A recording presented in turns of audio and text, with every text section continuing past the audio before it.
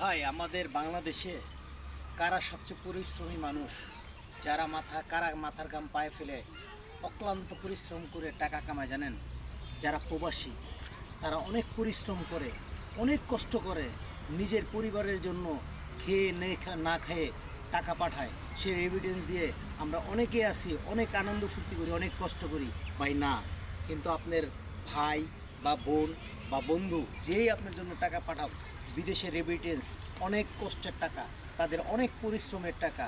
তাই আমি প্রবাসী ভাইদের উদ্দেশ্যে একটা কথা বলবো, প্রবাসী ভাই যারা আছেন তারা কখনো বাইরেতে সম্পূর্ণ টাকা পাঠাবেন না। কেননা পাঠাবেন না?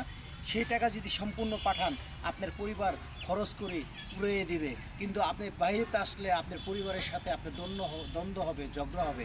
কিন্তু আপনাদের কাছে একটি রিকোয়েস্ট, আপনারা কিছু সঞ্চয়, আপনার প্রবাসীতে যারা থাকবেন আপনাদের কিছু সঞ্চয় আপনাদের ব্যাংকে রেখে দিবেন।